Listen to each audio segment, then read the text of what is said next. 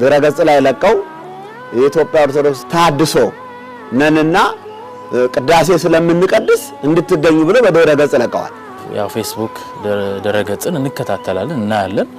ያንን ጉዳይ በመናይበት ጊዜ እንደ ቤተ ክርስቲያን ልጅነታችን ቀጥታ የመጀመሪያው እንቅስቃሴ ያደረግነው ከሱ ጋር ፌስቡክ ላይ መመላለስ ከሱ አባላት ጋር መመላለስ ሳይሆን ይመለከታቸዋል ብለን ያሰብናቸውን የቤተ ክርስቲያን አባቶችን ለማነጋገር ነው የሞከርነው። ከአዲስ አበባ ቅዱስ ሲኖዶስ ባለፈው ያወገዘው መጋቤ ብሉይ ይባል የነበረ አይመረ አሁን መጋቤ ብሉይ አይባልም።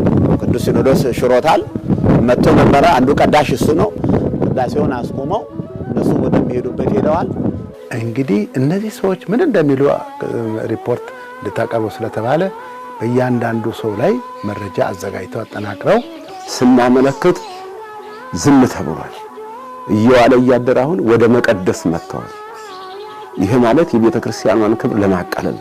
ስለዚህ መንግስት ጋር ክፍተት አለ፣ ከተማ አስተዳደሩ ጋር ክፍተት አለ ብለን ፖሊስ ጋር ክፍተት አለ። ስሙን ድምጻችን የምንጮኸው እስከዛሬ ድረስ በሌለ ስም በሌለ ፈቃድ እየተገለገሉ ነው።